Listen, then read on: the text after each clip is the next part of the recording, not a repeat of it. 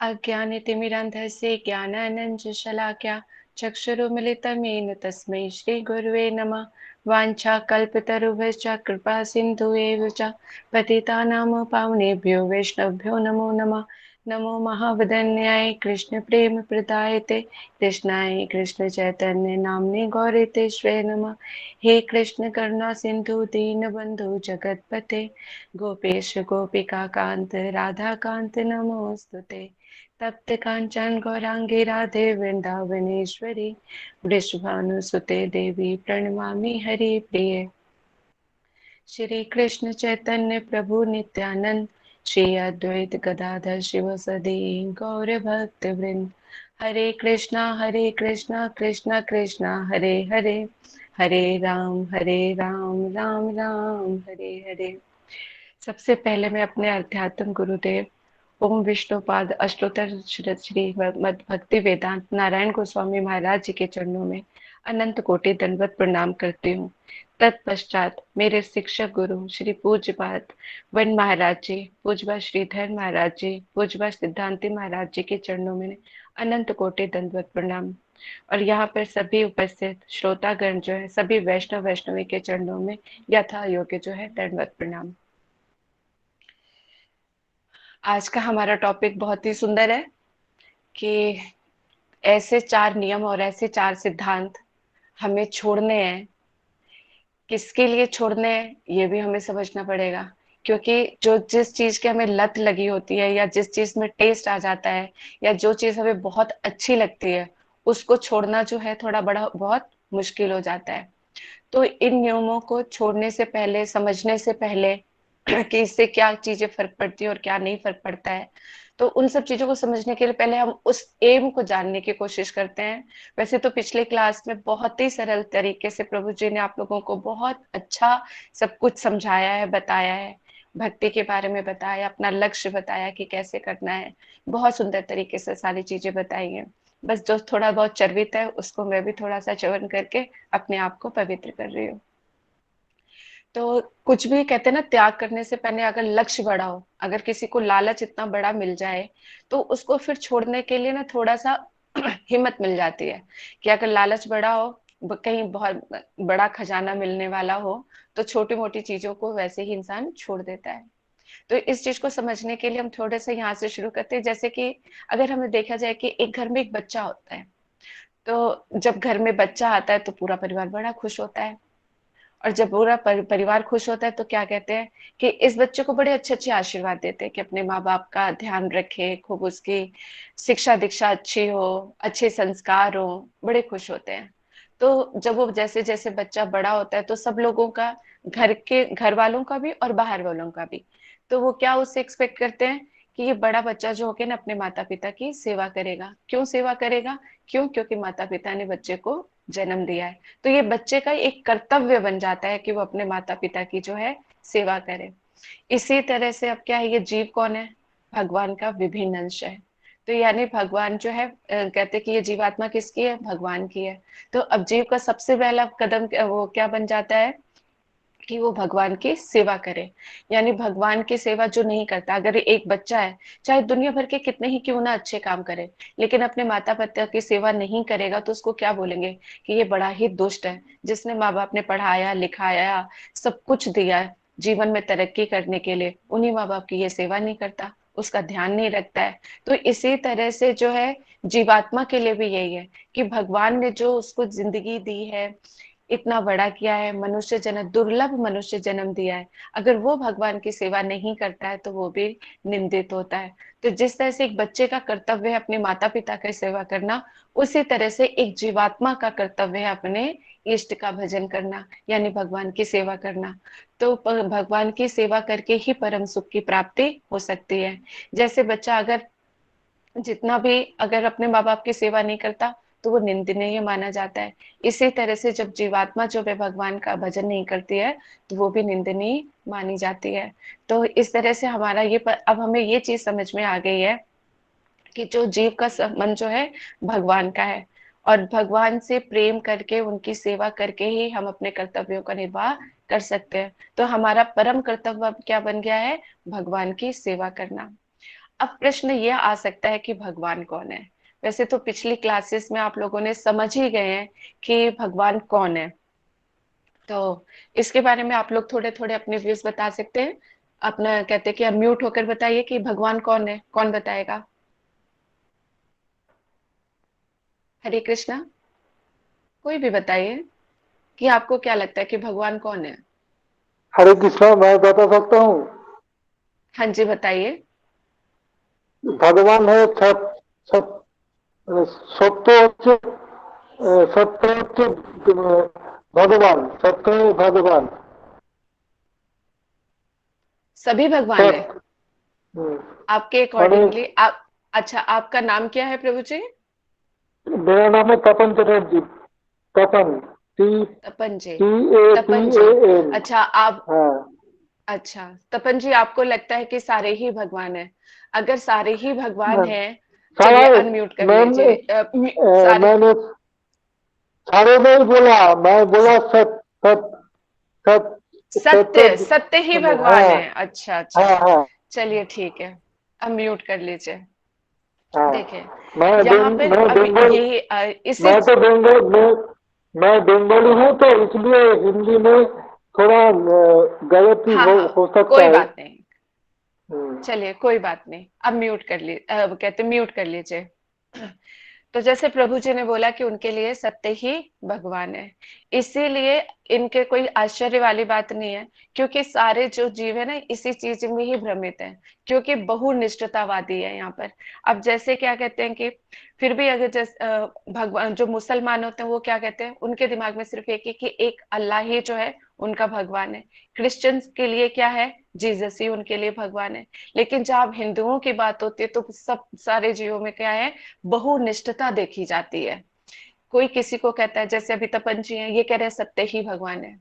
अब परम सत्य क्या है इसको कौन बताए? बिना साधु संग में, बिना सत्संग में जाए कैसे पता लगेगा? तो ये इनकी गलती नहीं, क्योंकि अभी तक वहां तक हम पहुंच ही नहीं पाए जहां पे हमें परम सत्य का ज्ञान होता रहे। इसी तरह से जैसे तपन जी को लग रहा है कि सत्य ही भगवान है, इसी तरह से किसी को शिव जी भगवान लगते हैं, किसी को माता रानी लगते हैं। सभी लोग कहते हैं ये तो सारे एक ही है। तो एक ही, अब कहते हैं कि अगर इस चीज को थोड़ा सा हम अगर समझें कि सारे भगवान एक जैसे कैसे हो सकते हैं, जिन्होंने आप लोगों ने जिन्होंने पुरानी सारी कथाएं अभी श्रवण की हैं, या जो इस ग्रुप से जुड़े हुए हैं, तो शायद उन लोगों को फिर भी काफी सारे, क्योंकि जहाँ पे हु इज गॉड के बारे में जब बताया था तब पूरे शास्त्रों और सब अच्छी तरह से समझाया बताया गया था कि भगवान कौन है और शास्त्र किनकी पूरी प्रशंसा करते हैं। इसी तरह से जो है, अब क्या हिंदुओं में भी अलग अलग सब चीजें हैं, तो वो सभी को करते हैं। अगर इसको जनरल एक उससे हम समझना चाहें तो ऐसे समझ सकते हैं, जैसे हमारे पिताजी है, ठीक है। अब पिताजी के कहते हैं कि स्त्रियां घर में बहुत सारी हैं। अब क्या है, एक माता है, एक बहन है, एक पत्नी है, और कोई कहते हैं कि ये तीन है हमारे। लेकिन क्या, जीव तो एक ही है, यानी हमारे जो पिताजी हैं वो पिता तो एक ही है, देखने पर एक ही लग रहे हैं, एक ही पुरुष हैं, लेकिन तीनों के लिए अलग अलग है। कैसे? अब उसमें देखो, पंच भौतिक शरीर तो सारा सब कुछ ऐसा है, सारे सब उनमें पुरुष में तो कोई चेंज नहीं है पिताजी में।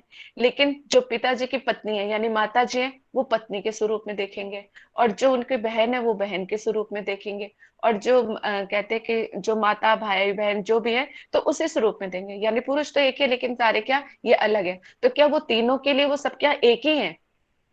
एक नहीं हो सकते, सबका भाव अलग अलग है। उसी तरह से तो जो भगवान, ये जो पूरा हमें संसार में जो पूरी बहुनिष्ठता दिखती है कि सारे भगवान जो है सब कुछ तो एक ही है, भगवान सारे देवी देवता जितने भी हैं सारे क्या है, भगवान तो अनेक होकर भी एक है। लेकिन ऐसा नहीं है, भगवान तो एक ही है। साईं बाबा क्या कहते हैं, सबका मालिक एक। यानी वो भी किसी एक की तरफ ही इंडिकेट कर रहे हैं। भगवान तो एक ही है, लेकिन अज्ञानता के वश हम उनको जो है सब में ही, सबको ही एक जैसा कर देते हैं। तो इसलिए यहाँ पे बहुनिष्ठता देखी जाती है। तो कहते हैं कि अब धीरे धीरे हम आएंगे कि कैसे शास्त्र, कहते हैं ना शास्त्री बताएंगे हमें कि भगवान कौन है। क्योंकि अब जैसे एक कथा आती है, तीन दोस्त होते हैं। तो वो मित्र जो है उनकी मित्रता बड़ी गहरी होती है और तीनों ही बड़े स्पिरिचुअल होते हैं। उनमें से एक मुसलमान होता है, और एक कहते हैं कि क्रिश्चियन होता है, और एक हिंदू होता है। तो उन्होंने, जब तीनों में बड़ी अच्छी गहरी दोस्ती थी, आपस में बैठ के एक दिन विचार विमर्श करने लग गए। फिर उन्होंने बोला, अपने अपने भगवान के बारे में बता रहे थे। तो कहते कि चलो देखते हैं कि हम तीनों में से किसका भगवान जो है बड़ा है और दयालु है, चलो इसकी परीक्षा हो जाए। कहते उसकी परीक्षा के लिए क्या करना चाहिए? कहते ऐसा करते हैं कि एक पहाड़ पे चढ़ते हैं और वहां से अपने भगवान का नाम लेके कूद जाते हैं। जो बच गया तो क्या वो ही उसका भगवान जो है वो बड़ा है, तो हम मान लेंगे और दयावान है। कहते हैं अच्छा ठीक है। तो पहले मुसलमान को बोला कि बेटा पहले भाई तू कूद यहाँ से। तो कहते हैं अच्छा ठीक है। वो ऊपर गया, अल्लाह का स्मरण किया अच्छे मन से और वो कूद गया, वो ठीक ठाक हो गया। इसी तरह से जो जीसस में उसमें कहते हैं कि वो क्रिश्चियन था, वो भी उसने अपने जीसस को प्राण मन से याद किया, स्मरण कर वो भी कूद गया। जब हिंदू जो वो कहते जो दो वो जब वो खड़ा हुआ, तो अचानक ही फिर कहते कि जैसे उसने आंखें बंद करी तो उसको शिव जी ध्यान आए। शिव जी के जैसे ही वो लेकिन कूदने लगा तो माता रानी ध्यान आ गई। माता रानी का ध्यान किया तो मतलब अन्य अन्य देवी देवता उसको जो है याद आने लगे। तो वो कूद ही नहीं पाया, क्योंकि अगर जब उसके दिमाग में जैसे कोई मान लो शिव जी का ध्यान किया, तो शिव जी सोचते कि चलो मैं इसकी कृपा करूंगा, इसके ऊपर रक्षा करूंगा। इतने में ध्यान उसने किसी और का कर लिया, अन्य देवी देवता का कर लिया। तो सारे देवी देवता जाते वो वहीं पर पिट गया, और वो खुद भी तो वहां से कूद नहीं पाया। क्यों नहीं कूद पाया? क्योंकि उसको किसी चीज पे विश्वास ही नहीं था। जितने मतलब सब तरफ हमारी निष्ठता रहेगी, बहुनिष्ठता रहेगी, तो फिर एकांतिक प्रेम कहाँ पर होगा? तो ना तो वो अगर बहुनिष्ठता में होती है, ना हमारा प्रेम उनसे जुड़ पाता है, ना उनका प्रेम हमसे जुड़ पाता है, क्योंकि वो तो सभी का है। तो लेकिन सभी का जैसे सम्मान करते हुए, अगर इसको जनरल हम उसमें ले ले, जैसे हमारी माता जी है, तो हम माता रानी का, जो माता जी का अपना सम्मान करते हैं। लेकिन जितनी भी उनकी सखियां होती हैं, मान लो जैसे कि सासू माई है, तो अपनी सासू माँ जो है हमारी अपनी है, लेकिन सासू माँ की जितनी भी सखियां हैं, तो हम उनको मान सम्मान पूरा अपनी सास की तरह ही देते हैं। लेकिन अपना सुख दुख, अपनी सारी चीजें क्या करते हैं? अपनी सास के साथ ही शेयर करते हैं। तो यानी एक निष्ठता किसकी तरफ है? अपनी सास की तरफ है, लेकिन मान सम्मान सबको दिया जाता है। इसी तरह से तो भगवान तो एक ही है, लेकिन सारे जितने भी देवी देवता हैं, तो वो कौन है? तो उनको सबको सम्मान दिया जाता है, लेकिन हृदय तो किसी एक को ही दिया जाता है। तो इसी तरह से कहते हैं कि बहुनिष्ठता से हमें इस चीज से क्या संबंध मिलता है कि जो बहुनिष्ठता होती है, तो वो हमें डुबो डालती है, किसी एक पर विश्वास जो है नहीं जमा सकते, और बहुनिष्ठता जो है भव सागर से हमें पार नहीं लगा सकती। भगवान को हमें पहचानना और उनके चरणों में प्रेम प्रदान नहीं कर सकती है। इसलिए ये जानना जरूरी है कि भगवान कौन है और उनसे हमारा क्या संबंध है। जब तक हम भगवान को नहीं समझेंगे, भगवान के भगवत तत्व को नहीं समझेंगे, तब तक जो है उसके लिए, उनके लिए कुछ कर पाना, जो हम जिस अपनी दुनिया और उसमें पूरी तरह से हम जमे हुए हैं और मन हमारा जो है संसार में डूबा हुआ है, तो उनके लिए फिर हम कैसे उस चीज से, कैसे संसार दावानल से कैसे बाहर निकलेंगे? तो कहते ना, भगवान तो बड़े ही दयालु और कृपालु हैं। उन्होंने सोचा ये जो मेरा जीव है ना, वो बहुत ही भोला है, मंद बुद्धि है, बड़ा चतुर है। बड़ा चतुर अपने आप को समझता है, पर ये चतुर है नहीं। वे अपनी बुद्धि और तर्क वितर्क से तो मुझे समझ नहीं सकता। तो वो क्या करते हैं? वो अपने किसी पार्षद को, यानी साधु साधु अपने ही भक्त को, के साधु अपने पार्षद भक्त को जो है साधु के रूप में इस संसार में भेजते हैं, ताकि वो हमें संसार दावानल से वो बाहर निकाल सके, हमें अपने आप से मिलवा सके, अर्थात हम कौन है हमें ये बता सके। क्योंकि और भगवान का और हमारा संबंध क्या है, वो चीज भी बता सके। क्योंकि जो भगवान के पार्षद होते, जो साधु संत होते, वही हमें इस संसार क्या सही है क्या गलत है, इन सब चीजों को समझा के हमें उस चीज से बाहर निकाल सकते हैं। पुराण और शास्त्रों के माध्यम से जाना जा सकता है कि भगवान कौन है, पर हमारा इतना सामर्थ्य नहीं कि उसे हम अपनी बुद्धि से समझ सकें। तो और हम लोग और क्या करते हैं? अपनी बुद्धि से समझ नहीं सकते, क्योंकि हमारी बुद्धि जो है बहुनिष्ठता में है, सारी सभी देवी देवताओं में लगी रहती है। तो फिर कैसे समझाएंगे? तो साधु ही हमें उन सब चीजों से बाहर निकाल सकते हैं। अब साधु कैसे निकालते हैं? हमें शास्त्रों के माध्यम से प्रमाण के साथ हमारा परिचय बताते हैं, कि उसके बाद कि हमारा मालिक कौन है, जिसके अंडर में ये पूरा जगत, ब्रह्मांड, त्रिलोक और मालिक है, जो इन सारे ब्रह्मांड के मालिक है, और जो हमारे मालिक हैं, जो हमारी और जो हमारे आराध्य हैं, तो उन सबके लिए क्या है कि और हमारे आराध्य के साथ साथ क्या है, जो सारी देवताओं के भी मालिक है। तो ऐसे सच्चिदानंद जो भगवान है, उनका नाम क्या है? तो कहते हैं ना, हमारे तीन प्रधान देवता यानी ब्रह्मा विष्णु महेश, अगर इनसे देखा जाए तो ब्रह्मा विष्णु में ब्रह्मा जी तो सृष्टि करते हैं, विष्णु भगवान क्या करते हैं, विष्णु भगवान जी भी जो है विष्णु भगवान जी क्या करते हैं, पालन करते हैं। और शिव जी क्या करते हैं कि संहार करते हैं। तो कभी आप लोगों ने देखा है कि ये तीनों जो है अपना जो कार्य है एक दूसरे को देते हो, या ब्रह्मा जी कहते हो कि चलो शिव जी, आज तो मेरा सृष्टि करने का मन नहीं है, आज आप सृष्टि का कार्य कर लीजिए और मैं जो है संहार का काम कर लेता हूँ। यानी जो तीन ये प्रधान देवता है, इनको भी अपनी अपनी एक ड्यूटी असाइन करके दी गई है, उनको अपना कार्य करने के लिए दिया गया है। सारे ही देवी देवताओं जो हैं भगवान के द्वारा निर्देशित कार्यों को, यानी सभी देवी देवता जो है भगवान की सेवा करते हैं। तो वो बताते हैं, इससे हमें पता चलता है जो ब्रह्मा जी जिन्होंने जगत बनाया, सृष्टि बनाया, वो कह रहे हैं, क्या कह रहे हैं, ईश्वर परम कृष्णा सच्चिदानंद विग्रह अनादि राधि गोविंद सर्व कारण कारणम। अब वो ब्रह्मा जी हमें बतला रहे हैं कि ईश्वर कौन है। तपन जी यहाँ पर और आपकी ये विशेष बात है कि आप और ध्यान से इस चीज को समझने का प्रयास कीजिए कि जो ब्रह्मा है, ब्रह्मा जी है, वो स्वयं यानी इतने बड़े देवता है, वो खुद बता रहे हैं कि भगवान कौन है और हमें किसकी आराधना करनी चाहिए। तो कह रहे हैं कि ईश्वर ही परम कृष्ण है, यानी सारे ईश्वरों के जो ईश्वर है वो कौन है, कृष्ण है। और उनका विग्रह कहता है जैसे सच्चिदानंद विग्रह है, और अनादि राग, ना उनका कोई आदि है ना कोई अंत है, और सारे कारणों के कारण है, कौन है, कृष्ण। यानी और भी अगर हम देखते हैं, एते चांचकला पुंसा कृणस्तु भगवान स्वयं इंद्राव्य कुलम कोलम रुड्यंती युगे युगे। ये श्रीमद् भागवत हमें बता रही है कि कौन है, कृष्ण ही स्वयं भगवान है। बाकी सारे जो है जितने भी अवतार हैं वो सब उनकी कला के हैं, अंश कला है। तो जितने भी हैं, तो जितने भी अवतार हैं वो सारे उनके अंश है, या कोई पुरुष अवतार है। तो इस तरह से सारे हैं, लेकिन जो स्वयं अवतारी कौन है, स्वयं कृष्ण ही है। कृष्ण से ही सारे अवतार जो है वहां जो है अवतरित होते हैं।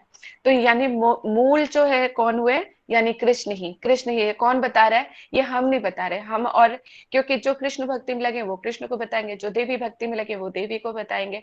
तो सब जो जो अपने अपने जितने भी जो जो देवी देवताओं को मानते हैं तो वो सभी को अपना बताएंगे कि क्योंकि उनकी श्रद्धा उन पे है तो वो उनको बताएंगे। लेकिन आपके और मेरे बताने से काम नहीं चलेगा। यानी जो शास्त्र हमें कहते हैं, और शास्त्र क्या है, भगवान की वाणी है।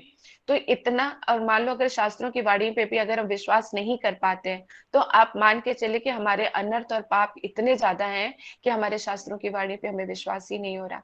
तो हमें शास्त्र बताते हैं कि भगवान कौन है, ये हम डिसाइड नहीं करते हैं। ठीक है, तो इस चीज को हमें बहुत अच्छे, और शास्त्रों की वाणी को हमें अच्छी तरह से विश्वास के साथ मानना पड़ेगा, और करेंगे।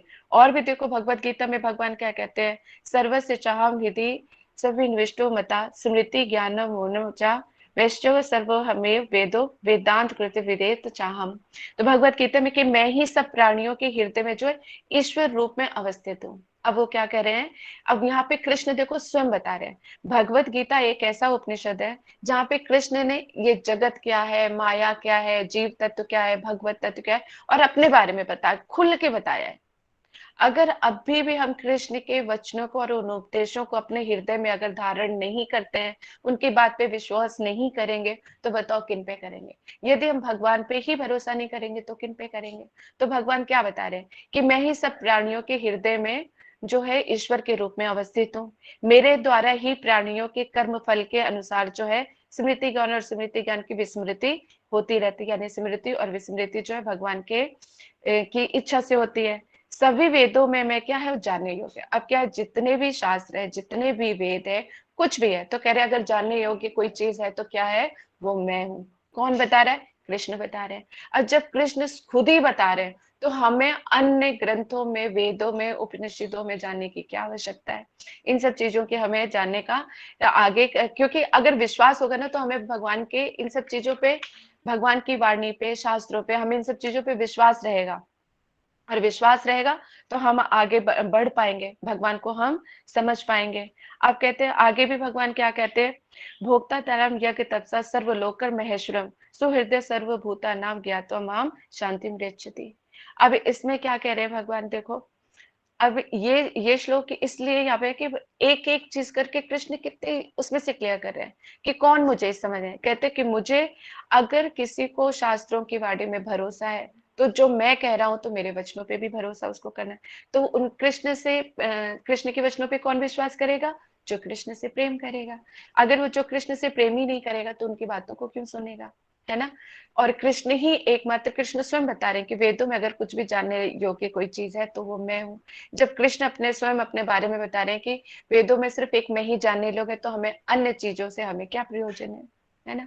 तो वो कहते हैं मुझे समस्त यज्ञों का और तपस्याओं का, यानी जो भी हम यज्ञ करें या तो तपस्या करें, तो उन सब चीजों का भोक्ता कौन है? कृष्ण कहते हैं वो मैं हूँ। समस्त लोगों का, कहते हैं जो ये समझ लेता है कि जितने भी लोग हैं और उन जितने भी देवता है उन सब का परमेश्वर और ईश्वर कौन है? वो मैं ही हूँ। समस्त जीवों के उपकारों एवं हितैषी जानकर, कहते हैं जो मेरे भावना मृत से पूर्ण पुरुष भौतिक इन सब चीजों से दूर हो जाता है और वो शांति लाभ करता है। यानी कृष्ण क्या कह रहे हैं कि सारे यज्ञों का और सारे जितने भी लोग हैं, यानी संसार का मालिक, अगर हम छोटे से शब्दों में जानना चाहें कि पूरे संसार का मालिक, त्रिभुवन का मालिक, ब्रह्मांड का मालिक, जो भी चीजें हमें दिख रही हैं और जो चीजें नहीं भी दिख रही हैं, उन सब का मालिक कौन है? एकमात्र कृष्ण है। कौन कह रहे हैं? भगवत गीता में स्वयं कृष्ण ही कह रहे हैं। तो अब ये चीजें हमें यहाँ पे पता चल रहा है कि जो है ये हमें कहते कि भगवान हमें स्वयं बता रहे हैं कि कौन भगवान कौन है, अपने बारे में बता रहे हैं। तो ऐसे कृष्ण, ऐसे, और कहते कि वो फिर क्या कहते हैं, इन सब चीजों के बारे में बता के, पूरा संसार का ज्ञान बता के, अपने बारे में बता के, जीवों के बारे में बता के, अपनी करुणा बता के, हर एक चीज समझा रहे हैं, बता रहे हैं, ताकि जो वो जीव है जो मुझसे बिछड़ गए वो मुझ पर आ जाए। तो वो क्या कहते हैं कि जीव जहां पर भी फंसा हुआ है, तुम कहीं पर भी हो, तो वो क्या कह रहे हैं? कह रहे मन मना भव मद भक्तो मद याजी माम नमस्कुरु माँ में वैशी सत्यम ते प्रतिजाने प्रियोसी में। तो कह रहे कि तुम कुछ और मत करो, क्या दे दो? अपना मन दे दो मुझे। यानी अगर तुम सिर्फ मन दे दोगे तो तुम्हारा कल्याण हो जाएगा, तुम मेरे भक्त बनोगे। और मन को क्या है, और मन कैसे लग जाएगा? मतलब किसी ने बोला, भगवान कह रहे कि तुम मेरे चरणों में अपने मन मुझे दे दो, और क्या हम दे पाएंगे? मन अभी शुद्ध ही नहीं है, उनकी वाणी पे ही विश्वास नहीं कर पा रहे। भगवान के अपने जहां हम घर में रहते हैं पूर्ण रूप से, तो हम अपने घर वालों पर भी विश्वास नहीं कर पाते हैं। वहीं पर वहां पर भी कहीं ना कहीं संशय आ जाता है। तो भगवान है, अब जो अपनों से प्रेम करेगा, विश्वास होगा, तो वही, यानी जिसका सरल हृदय होगा वो अपनों पर भी विश्वास करता है, शास्त्रों की वाणी पे भी विश्वास करेगा, और भगवान के वचनों पे तो अटूट विश्वास करेगा। अटूट, जो कभी कोई तोड़ ही ना सके। तो यहाँ पे कृष्ण क्या करे कि तुम मुझे तो है अपना मन दे दो, और मन को शुद्ध करने के लिए, कंट्रोल करने के लिए हमें क्या करना पड़ेगा कि जो चार चीजें बताई गई हैं, है ना, चार चीजें जो बताई गई हैं उनको जो है, उनको हमें अपने जीवन में लाना पड़ेगा। देखो तुलसीदास जी भी क्या कहते हैं, जड़ चेतन गुण दोष में विश्व की निकरतार, संत हंस गुण गही परिहरि बारी विकार। तो कह रहे हैं विधाता ने क्या किया है, इस जड़ चेतन को गुण और दोष में बनाया हुआ है ना? यानी इस संसार में गुणवान चीजें भी हैं और क्या है, दोष भी हैं। तो किंतु जो संत होते हैं ना, संत कैसे होते हैं? हंस होते हैं। तो वो जो दोष रूपी जल होता है उसको हटा देते हैं, और जो कहते हैं कि जो शुद्ध रूपी होता है, जो गुण रूपी दूध होता है, उसको ग्रहण करते हैं। हंस की एक ये बड़ी विशेषता होती है कि वो दूध और पानी को अलग कर सकता है। तो ये संत जो होते हैं ना, कि संसार में क्या सही है और क्या गलत है, शास्त्रों और वेदों में, क्योंकि वेदों में तो कर्मकांड के बारे में भी बताया गया है। तो एक भगवत भजन करने के लिए, भगवान से प्रीति बढ़ाने के लिए क्या चीजें चाहिए और क्या चीजें नहीं चाहिए, ये हमें कौन बताएगा? क्योंकि हमारा इतना सामर्थ्य नहीं कि हम उन सब चीजों को समझ पाए, क्योंकि हमारी उतनी बुद्धि शुद्ध नहीं है। लेकिन जो भगवान, जिनका हृदय भगवान के प्रेम में डूबा हुआ है, तो वही हमें शास्त्रों से जो चीजें चाहिए, और इस जगत में भी क्या चीजें हमारे लिए लाभकारी हैं और कौन सी चीजें हमारे लिए खराब है, हानि पहुंचाती हैं, उन सब चीजों को संजीवित करके अलग अलग करके वो हमें देते हैं। उसी तरह से हमें उपदेश देते हैं। इसीलिए जो है हमें सतगुरु जो है धारण करना पड़ता है। सतगुरु धारण करेंगे तभी तो वो हमें बताएंगे कि क्या करना चाहिए और क्या नहीं करना चाहिए। तो कहते हैं इतना और सुनना और समझने के बाद भी यदि हम लोगों को लगता है कि इस संसार में जो है कृष्ण से बढ़कर भी कोई चीज है, यानी जो है कहते हैं बढ़कर कुछ है या उनके बराबर भी है, या सबको ये सब कुछ ऐसा कोई है जिनसे उनको सब कुछ वो मिल सकता है जो कृष्ण नहीं दे सकते, तो बेशक वो कृष्ण को छोड़कर जो है जिसकी जैसी आराधना करना चाहते तो वो करें, लेकिन वो ऐसी आराधना करके कहाँ जाएंगे, संसार दावानल में ही डूबते रहिए, सुख दुख के जो है थपेड़े पड़ेंगे और उनको उसमें हम जूझते रहेंगे। तो इन शास्त्रों के माध्यम से जितना कुछ भी अभी हमने जाना है, समझा है, पहचाना है, तो यही जाना है कि कोई सर्वोत्तम चीज अगर कोई पाने लायक है तो वो स्वयं कृष्ण है। कृष्ण के शास्त्रों के माध्यम से भी जाना कि कृष्ण कौन है, फिर कृष्ण भी अपने बारे में सब कुछ बता रहे, अपने संबंध के बारे में बता रहे। तो कृष्ण के वचनों को धारण करते हुए कहते हैं ना, सर्वधर्म परित्यज्य मामेकम शरणं व्रज, यानी सारे सारे धर्मों को त्याग कर तुम सिर्फ अगर मेरी शरण ग्रहण कर लेते हो तो मैं तुम्हें सारे पापों से मुक्त कर दूंगा। भला कौन आके हमें ऐसे समझाता है, कौन आके हमें इतनी श्योरिटी देता है? तो यहाँ पे क्योंकि जिनके अंदर इतना सामर्थ्य होगा वही तो कहेंगे, और किसने आके हमें इस तरह की श्योरिटी दी है? यानी कृष्ण ने ही तो हमें आके यहाँ पे बोला कि तुम सारे सब कुछ छोड़कर तुम अगर मेरी शरण ग्रहण कर लेते हो तो मैं तुम्हें सारे पापों से मुक्त कर दूंगा। तो बहुत सारे के पाप होते हैं तो उन सारे पापों से हम मुक्ति पा जाते हैं। तो कृष्ण को अब उन्होंने बोला कि मन दे दो।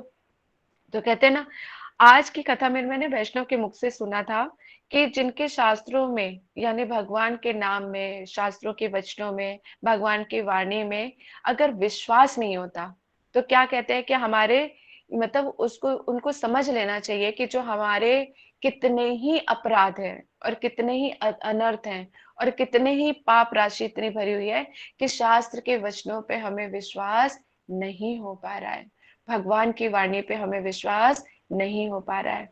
और यदि आपको शास्त्र के वचनों पे दृढ़ विश्वास है और ये विश्वास कहते हैं कि ये विश्वास हो चला है कि कृष्ण ही सब कुछ है, एकमात्र राधा रानी और कृष्ण की ही वो ही मेरा सर्वस्व है, कृष्ण ही का कृष्ण प्रेम ही वो सुख है जिससे मुझे परम सुख और परम शांति प्रदान कर सकते हैं। यानी कृष्ण का जो प्रेम है वही मुझे जो है परम शांति सुख प्रदान कर सकता है। कृष्ण प्रेम से बढ़कर कुछ नहीं है।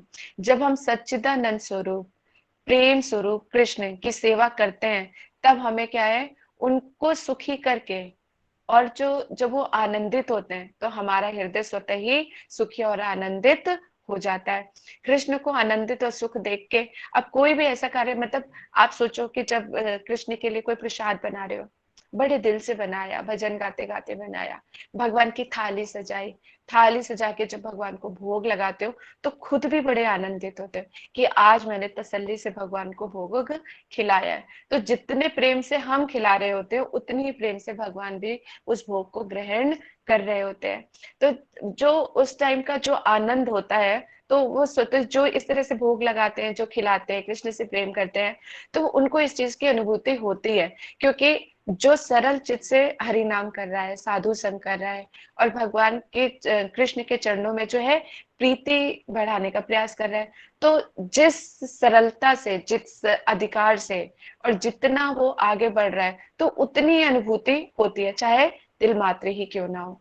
क्योंकि बिना अनुभूति के, बिना प्रेम विश्वास के आप आगे बढ़ ही नहीं पाओगे। जब तक आप कुछ करते हो तो कुछ मिलता है, जब आप कुछ करोगे नहीं तो कुछ भी नहीं मिलेगा।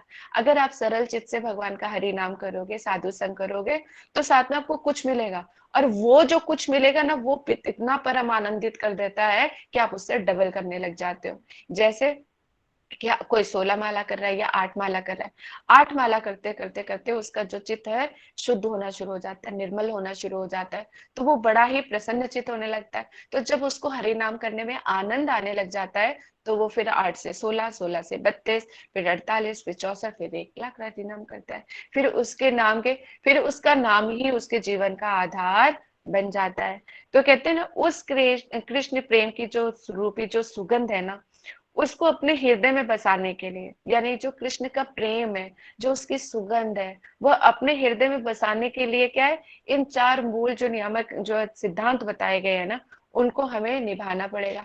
अगर उनको अपने हृदय में धारण नहीं करेंगे तो फिर हमें कैसे काम चलेगा? क्योंकि अशुद्ध चीज कभी भी शुद्ध चीज को ग्रहण नहीं कर सकती है। जो वस्तु हमारे कृष्ण से दूर कर दे, देखो अब हमारे क्या है, अब हमें इस चीज को समझना पड़ेगा कि अब हम कृष्ण के पथ पे चल पड़े हैं, भक्ति हमें करनी है। इस संसार में कब तक यहाँ पे बैठे रहेंगे, एक दिन तो शरीर छोड़ना ही है। तो ऐसे शरीर की प्राप्ति करें ना, जो हमें कहते हैं कि जो हमारा परमानेंट शरीर हो, जो कभी हमें दुखी ना होना पड़े, हमेशा परम सुख रहे। तो ऐसा नित्य शरीर और ऐसा नित्य जो कहते हैं धाम, जहां से हमें कभी वापस ना आना पड़े। तो ऐसे ऐसे जब हम टारगेट और ये लक्ष्य है, तो फिर क्या कर सकते। और फिर यानी कृष्ण और मेरे के बीच में, यानी भक्त और भगवान के बीच में जो ऐसी वस्तु जो कृष्ण से दूर कर दे, वो हमें मंजूर नहीं है। ऐसी कोई वस्तु हमें मंजूर नहीं जो मुझे कृष्ण से दूर कर दे। यहाँ पे इसलिए जो कृष्ण, इसीलिए कहते हैं जो हमारे और कृष्ण के बीच में आए, या जो वस्तुएं जो हमारे बीच में आती हैं, ये भगवान और भक्त की दूरी को बढ़ा दे, ऐसी वस्तुओं और ऐसी परिस्थितियों को त्याग देना ही चाहिए। ऐसी कोई वस्तु बीच में ना आए जो कृष्ण और मेरे हमारे बीच में कोई बंधन का कारण बने, जो हमारे हमारे भगवान और भक्ति की दूरी को बढ़ा दे, जो उस प्रेम को ही दूर कर दे। तो ऐसे ऐसे नियम, ऐसी वस्तुओं को हमें त्याग देना ही पड़ेगा। तो यानी कृष्ण या हमारे बीच में कोई ऐसी वस्तु आए, हमें वो मंजूर नहीं।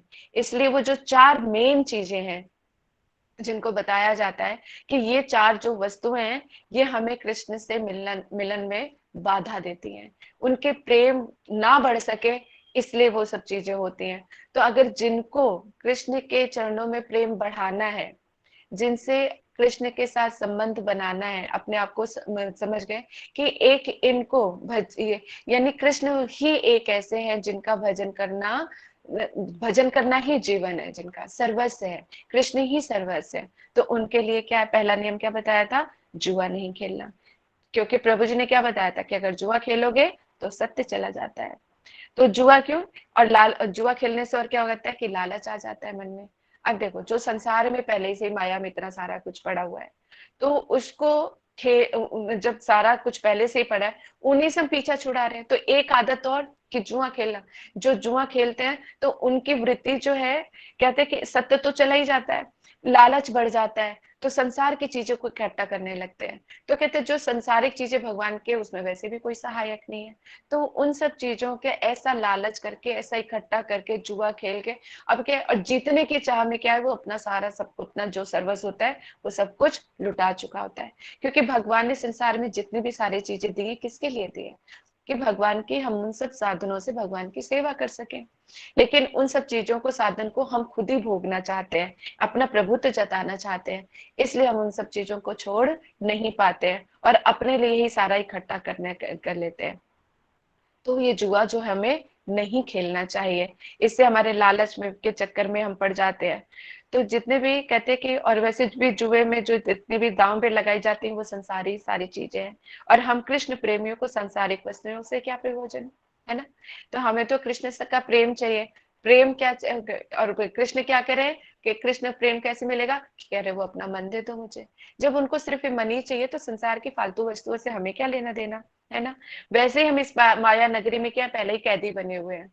तो यह इस माया नगरी ने हमें इतना मोहित कर रखा है कि हम उसी से डर नहीं छुड़ा पा रहे। ऊपर से अगर ये एक आदत डाल ली, अगर इसको नहीं छोड़ा, तो और संसार दावा नल में जो है हम यहाँ पे फंसते चले जाएंगे।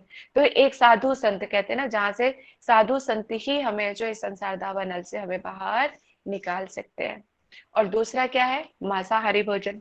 अब मांसाहारी, अब बताओ, इसमें कहते कि मांस खाने वालों में क्या होता है, प्रभु जी ने क्या बताया था, दया चली जाती है।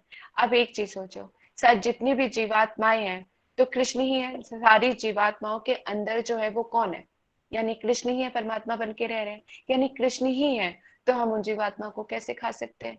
एक जीव जो है दूसरे जीव को कैसे खा सकता है, नहीं खा सकता।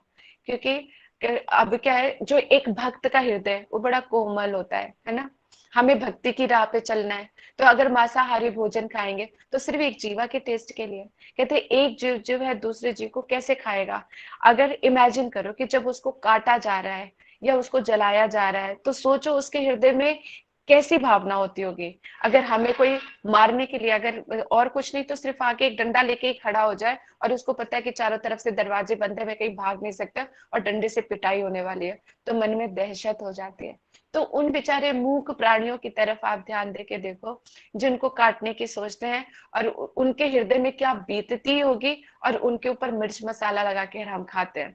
तो बताओ हम कहाँ से मनुष्य कहलाते हैं। तो मनुष्य, ऐसे मनुष्य जीवन को धिक्कार है जहां पर हमें ऐसे जीवों का वो कहते भोग करना पड़े, या अपने टेस्ट के लिए ऐसे मूक जो है, निर्दोष जो जीवों को हमें खाना पड़े। तो ये इस तरह से करके कहाँ भजन में मन लगा पाओगे। ये वाली सारी चीजें तो है ना, अपने स्वाद के लिए और अपने मन को खुश करने के लिए, अपने भोग के, अपनी तृप्ति के लिए, अपनी इंद्रियों को तृप्ति के लिए हम ऐसे निर्दोष जीवों को नहीं खा सकते। तो उनके ऊपर फिर दया भाव ये सब कहाँ, ये सब चीजें तो वैसे ही छूमंतर हो जाती है। तो हम ऐसे, जहाँ पे जिस हर एक जीव में जो है कृष्ण बसता है, तो अपने ही कृष्ण को हम कैसे कष्ट पहुंचा सकते हैं, है ना। तो हमें मांसाहारी भोजन नहीं करना चाहिए। कहते कि और भगवान के अपने जीवों की ऐसी दशा देखकर, जिनको हम मिर्च मिर्च लगा के खा रहे हैं, अपने भोग के लिए खा रहे हैं, तो क्या भगवान हम पर कृपा करेंगे। जब फिर हमारे बच्चों पे, हमारी अपनी परेशानियों पे जब हम पर कोई कष्ट आता है, तो फिर हम भगवान को पुकारते हैं। तो भगवान के लिए तो सारे जीव एक जैसे हैं, चाहे पशु पक्षी हैं, चाहे वो मछली है, चाहे जीव जंतु कोई भी है, जितने भी प्राणी हैं, तो भगवान के लिए तो सभी एक जैसे हैं, क्योंकि वो कभी भी किसी के साथ पक्षपात नहीं करते हैं। लेकिन जो उनके हृदय को समझते हैं, तो उनके साथ वो विशेष प्रेम जताते हैं, ये कह सकते हैं। लेकिन कभी भी किसी जीवों के साथ पक्षपात नहीं करते। तो भगवान तो उन मांसाहारियों को, खाने वालों को कैसे अपना प्रेम या कैसे कृपा प्रदान करेंगे। वो संसार में कितना घोर पाप करके और कितना, कितनी तड़प से तड़पता है वो बाद में, इस चीज का अंदाजा हम नहीं लगा सकते। तो भगवान से हम कैसे कृपा की उम्मीद कर सकते हैं। और तीसरा क्या है, लहसुन प्याज है और मदिरा पीना है। ये सब चीजें भी तामसिक है। कहते हैं ये चीजें भी हमें भगवान की भक्ति से हमें दूर करते हैं, हमें अपने कृष्ण से दूर करते हैं। तो ये तमोगुण है। और हम भक्ति कौन सी करना चाह रहे हैं, निर्गुणा, है ना, कैवल्य भक्ति, कृष्ण की इतने मतलब सर्वोच्च भक्ति जो है हम करना चाह रहे हैं, और उन सब चीजों को हम नहीं छोड़ पा रहे। अगर इन सब चीजों को नहीं, क्योंकि लहसुन प्याज ये क्या तमोगुण है, हमारे तमोगुण को बढ़ा रहे हैं।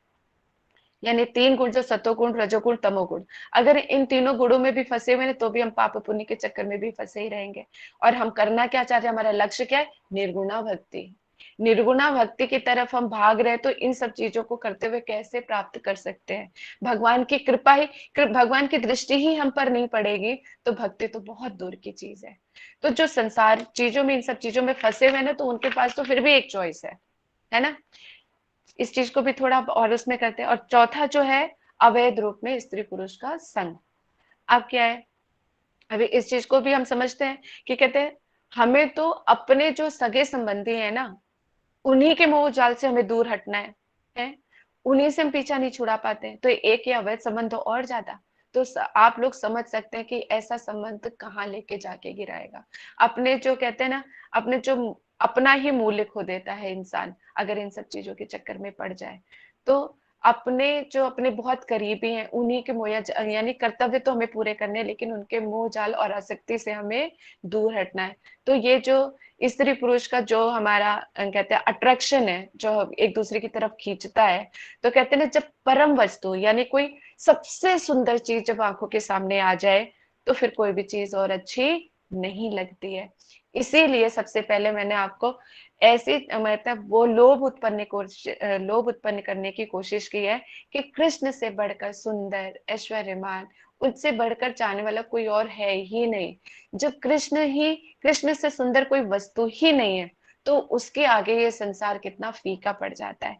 लेकिन इसको महसूस करने के लिए तो हमें ये सब जो चीजें अब क्या है, तभी तो कहते हैं प्रतिकूल का हमें वर्जन करना पड़ेगा और अनुकूल को ग्रहण करना पड़ेगा। तभी हम उन चीजों को जो है ग्रहण कर पाएंगे। वैसे तो ये जो सारी चीजें हैं ना, ये सारी संसारी हैं। संसारी जीवों के पास तो फिर भी चॉइस होती है कि वो इस इन पापों को करके अपने संसार दवल में डूबना चाहते हैं, या कहते हैं कि इन सब चीजों से निकलना चाहते हैं। लेकिन जो एक भक्त होता है ना, जो अपने साधन भजन कर रहा है, तो वो उनके लिए तो ये बहुत ही आवश्यक होता है कि वो जो है इन सब चीजों को पूरी तरह से ही छोड़ दे, उसके पास कोई चॉइस नहीं रहती है। तो क्या कहते हैं कि अब जो कहते हैं कि जो अपने पापों से मुक्त होना चाहते हैं, तो वो तो जो है इन सब चीजों को पूरी तरह से छोड़ देंगे। अगर अब देखो, सबसे बड़े कहते हैं जो संसार का सबसे अनमोल रतन है, अनमोल क्या, भगवत का जो है भगवत रतन जो है, अनमोल रतन जो है भगवत प्रेम है। जो भगवत प्रेम चाहना पाना चाहते हैं, कृष्ण प्रेम को अपने हृदय में बसाना चाहते हैं, तो एक मानव उनके जो है कहते हैं कि ना, जो उनकी सेवा करना चाहते हैं और जो उनकी सेवा करके परम सुखी होना चाहते हैं, तो उनको ये सब चीजें छोड़नी ही पड़ेंगी। इन चीजों को छोड़े बिना तो हमारा लाभ नहीं हो सकता। इन चीजों को छोड़कर साधु संग में लीला कथाओं को श्रवण करते हुए, हरि नाम करते हुए, अपने सारे कर्मों को जो है प्रेम स्वरूप के, जो प्रेम के देवता हैं कृष्ण चैतन्य महाप्रभु के चरणों में समर्पित करते हुए, हम भागवत कहते भगवत प्रेम को प्राप्त कर लेंगे। अगर इन सब चीजों को छोड़ते हुए भगवान के श्री चरणों में अगर हम समर्पित करेंगे, सारे कर्मों को भगवान के चरणों में समर्पित कर देंगे, तो जो भगवत प्रेम है वो हमें जरूर ही प्राप्त होगा। राधा गोविंद के श्री चरणों में प्राप्त कर लेंगे प्रेम को। संसार में सबसे ज्यादा दुर्लभ क्या है? संसार में सबसे ज्यादा दुर्लभ जो ये ब्रज प्रेम है, जो हमारे गुरुदेव, जो वैष्णव, जो साधु संग में रहकर हमें जो कहते हैं, हमारे गुरुदेव क्या कहते हैं, बढ़िया ही दुर्लभ है ब्रज प्रेम। और इतना जो ब्रज प्रेम इतना दुर्लभ है, जो इतनी आसानी से नहीं मिलता, जिस ऐसा प्रेम जिसमें संसार के मालिक ने हमें वशीभूत किया हुआ है ना, माया माया ने हमें वशीभूत किया हुआ है, लेकिन जिसमें कृष्ण जो सबको वशीभूत कर लेते हैं, वो स्वयं वशीभूत हो जाते हैं भक्तों के ब्रज प्रेम के, ब्रज में प्रेम। तो हमारा लक्ष्य क्या है? ब्रज प्रेम। अब ब्रज प्रेम को पाने के लिए, कृष्ण को भी पाने के लिए, तो कहते हैं इससे बढ़कर जो है और जीवन में क्या उपलब्धि कर सकते हैं, और क्या पाना शेष रह जाता है, जिसके लिए हम जो है इतना जो सुंदर जो है ब्रज प्रेम को छोड़कर हम कहाँ जाएंगे। तो इसीलिए तो कहते हैं कि ये हमें इसलिए जो हम कहते हैं सबसे प्रार्थना करनी है, और हम मैं आप सब लोगों से भी प्रार्थना करती हूँ, विनती करती हूँ कि इन चार चीजों को त्याग करके जो है प्रेम की सुगंध से जो है ना, कृष्ण प्रेम की सुगंध से अपने जीवन की बगिया को महकाइए, खुद भी महकिए और दूसरों को भी महकाइए। तो इसलिए अब हमने बहुत अच्छी तरह से समझा और जाना है कि अगर कृष्ण प्रेम चाहिए जिससे हमारा जीवन जो है सुगंधित हो जाएगा, है ना, और उस जब वो कृष्ण प्रेम हमारे हृदय में आएगा ना, तो हमें कभी भी किसी चीज की आवश्यकता पड़ेगी ही नहीं, क्योंकि कृष्ण प्रेम पाने के बाद संसार की कोई भी चीज हमें पाने लायक रह ही नहीं जाती है। तो इतने दुर्लभ प्रेम को पाने के लिए आप इन सब चीजों को तो छोड़ ही सकते हैं। ठीक है, तो मैं यहीं पर ही अपनी वाणी को विराम देती हूँ। और इससे रिलेटेड अगर आपको कोई भी प्रश्न है आपके हृदय में या कुछ भी संशय है, तो आप लोग पूछ सकते हैं। गौर प्रेमानंदे हरि हरि बोल। अब आप लोग किसी के हृदय में कोई भी प्रश्न है या किसी भी तरह की कोई चीज है, तो आप लोग पूछ सकते हैं। हरे कृष्ण दीदी। दीदी हाँ चौथी जी। चीज आपने क्या बताया था, क्या छोड़ना चाहिए चौथा? अवैध रूप में जो स्त्री पुरुष का संग होता है उसको छोड़ना चाहिए। अच्छा ठीक है दीदी। ठीक है, और किसी का कोई प्रश्न? आप लोगों को समझ में आया जो कुछ भी समझाया या बताया गया है? बहुत अच्छे से हरे दीदी, बहुत कृष्णा अच्छा मैया लग रहा है। बहुत अच्छे से। चलिए ठीक है। और मतलब क्योंकि पहले मतलब काफी सारी बहुत सारी कंफ्यूजन तो आपके पहली क्लास में ही दूर हो गई होगी, थोड़ी उम्मीद करती हूँ कि थोड़ी बहुत जो रह गई होगी वो इन सब चीजों से भी दूर हो गई। तो ये जो कृष्ण प्रेम बड़ा ही दुर्लभ है, इसको प्राप्त करने के लिए कहते हैं ना, कुछ तो त्यागना पड़ेगा ना, और जब इतना बड़ा लक्ष्य है हमारे आगे, है ना, उस लक्ष्य की प्राप्ति करने के लिए ये चीजें क्या है। शुक्र है कि तो यहाँ तो कहते हैं ना, हरि गुरु वैष्णव की सेवा करने के लिए प्राण को भी त्यागना पड़ता है। यहाँ तो सिर्फ चार नियम ही है।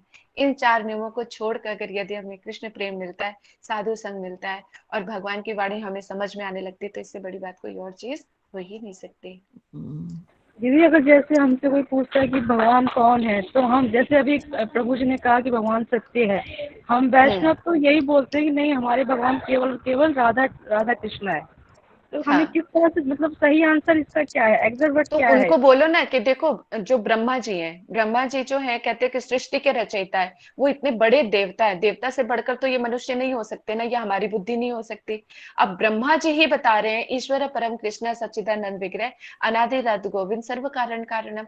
जब ब्रह्मा जी ही बता रहे हैं कि जो है वो सारे ईश्वर के ईश्वर कौन है, भगवान कृष्ण है, जब वो बता रहे हैं तो कहीं और संशय की बात रह ही नहीं जाती। तो आप उनको ये बोल सकते हो कि ब्रह्मा जी से बढ़कर तो हमारी बुद्धि नहीं हो सकती, जितना वो समझते हैं उतना हमारा सामर्थ्य तो समझने का नहीं हो सकता।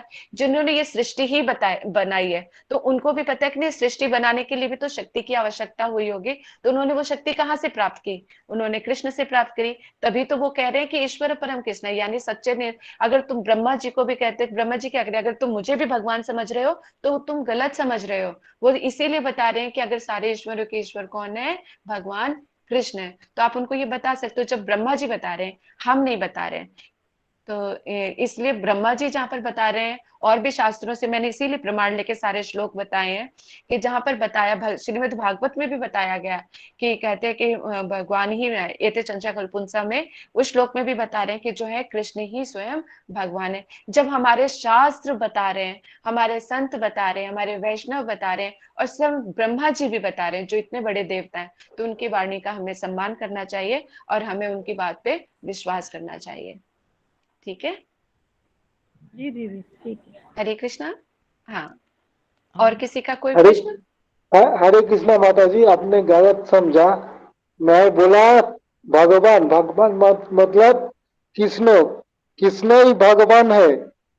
मैं इसलिए सब बोला भगवान बने कृष्ण, और कोई भगवान नहीं है। इसलिए मैंने बोला जो भगवान ही सत्य है, बाकी सब झूठा है। झूठ है, चलिए ठीक है। अब कृष्ण को ही आप सत्य बता रहे तो परम सत्य है। हाँ, मुझे, मैं माफी चाहती हूँ कि अगर मैं हाँ, आपके प्रश्न को हाँ, ठीक से नहीं समझ पाई, तो बहुत अच्छी बात है। हाँ, देखिए, आगे आपकी आप निष्ठता कृष्ण पे हाँ, है, और आप मतलब कृष्ण को ही परम सत्य मान रहे हैं, तो इससे बढ़कर तो कोई और बात हाँ, हो ही नहीं सकती है। मैं बहुत अच्छी कृष्ण, बात है ये। जी। मैं कृष्ण की, कृष्ण ही में प्रेम सबसे, कृष्ण ही सब कुछ है। मैं यही बिल्कुल बोला। बिल्कुल।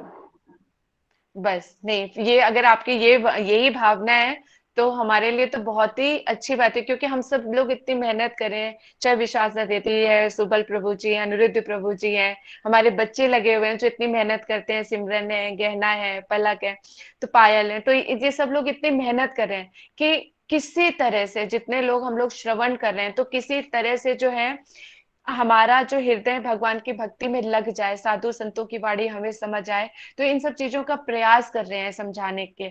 और अगर उनमें से आप लोग संभल के, और साधु कहते हैं ना, बिना सतगुरु के धारण किए तो हमें ये चीजें समझ में नहीं आ सकते। अगर कृष्ण की प्राप्ति करनी है, कृष्ण के प्रेम को समझना है, और जिनको लगता है नहीं, जीवन ही कृष्ण ही सर्वस्व है और वो ही मेरा जीवन है, तो उनको सतगुरु के पास आना ही पड़ेगा।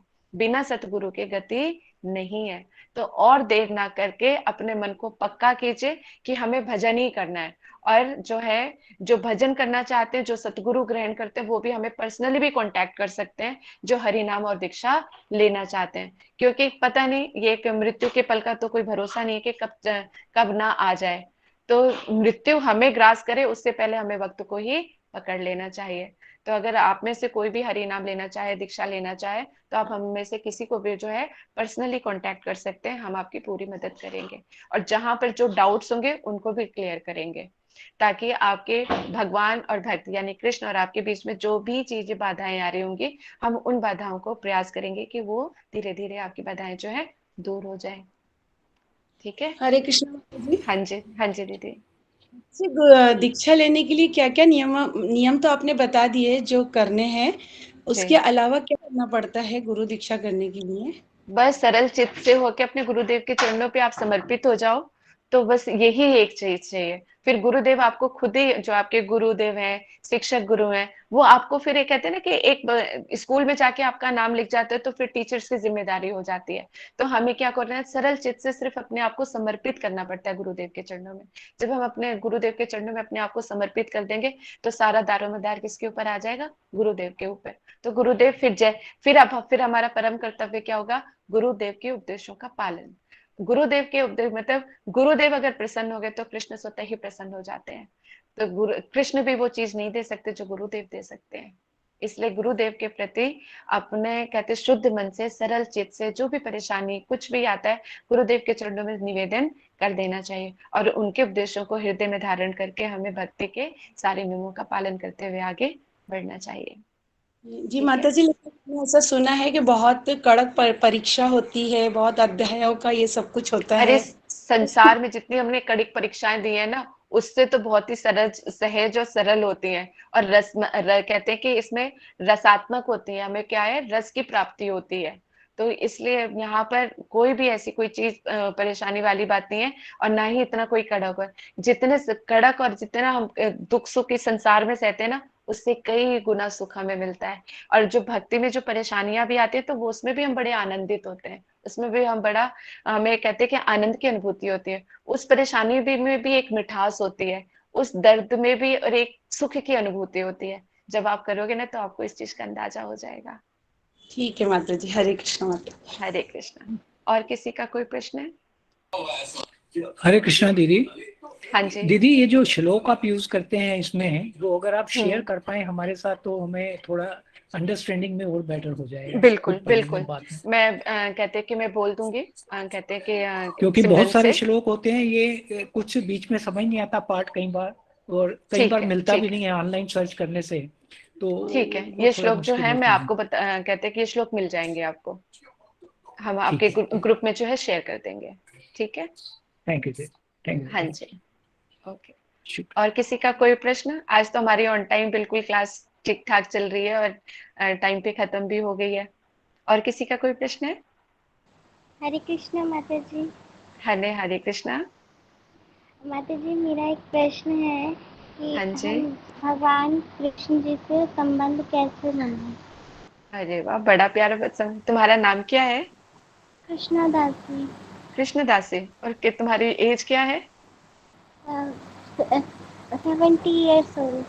17 years old। तुम्हारी आवाज ही इतनी मधुर और इतनी प्यारी लग रही है और अंदाजा लग सकता है कि मतलब देखो, अगर 17 साल में एक बच्चे का ये प्रश्न हो सकता है कि कृष्ण से हमारा संबंध कैसे हो या उनसे प्रेम कैसे बढ़े, कितनी बड़ी बात है। तो पहले तो क्या नाम बताया बेटा आपने अपना? कृष्णा दास जी। कृष्णदासी। तो कृष्णदासी, तो पहले तो बेटा आप ये समझो कि आपके कृष्ण के ऊपर बहुत कृपा है, कृष्ण की आपके ऊपर, तभी आप उनके प्रेम को संबंध को जानने का प्रयास कर रहे हो। आपका मन तो सरल चित है बेटा, सरलता से बड़ी कोई हमारे लिए कोई चीज नहीं हो सकती। निष्कपटता और सरल मन से ही हम भगवान के हृदय को है जीत सकते हैं। जैसे है वैसे ही प्रेजेंट करो। कुछ भी कहते हैं ना, साधु संत जो हमारे साधु संग जो होता है या जो हमारे गुरुदेव होते हैं, ये जो हरि गुरु वैष्णव के होते हैं, उनके पास अपना दिल खोल सकते हो निष्कपट भाव से बिल्कुल। तो अपने गुरुदेव के चरणों पे पूरी तरह से निष्कपटता से अगर अपने आप को समर्पित कर दे तो गुरुदेव के उपदेशों को ही धारण करके चले जाओगे, ऑटोमेटिकली संबंध अपने आप ही बढ़ता चला जाएगा। तो कृष्ण से हरि नाम करोगे ना, हरि नाम से आपको बहुत फर्क पड़ेगा। जब हरे कृष्णा कृष्ण कृष्णा हरे हरे, हरे राम राम राम हरे हरे, हे कृष्ण मुझे तुमसे कब प्रेम होगा। मुझे इस नाम के कहते तुम्हारा नाम तो बड़ा रसीला है, बड़ा मधुर है, लेकिन मुझे तो नहीं लगता है। तो आप कृपा करो, हे नाम प्रभु आप मुझ पर कृपा करो कि मैं आपके नाम के रस का भी आस्वादन कर सकूं। तो ऐसी ऐसी प्रार्थनाओं के साथ हरि नाम करोगे तो हरि नाम आपको छोड़ के कहाँ जाएंगे, है जी ना? माता जी। थैंक हाँ यू जी। माता जी। दंडवत प्रणाम। मोस्ट वेलकम, धन्यवाद प्रणाम बेटा। और किसी का कोई प्रश्न? हरे कृष्णा। चलिए ठीक है। अगर और भी फिर भी किसी का कोई प्रश्न रहता है या कोई चीज है या जो नहीं समझ में आता है तो आप लोग ग्रुप में भी पूछ सकते हैं। ठीक है। चलिए, हरे कृष्णा। हरे कृष्णा। दंडवत प्रणाम।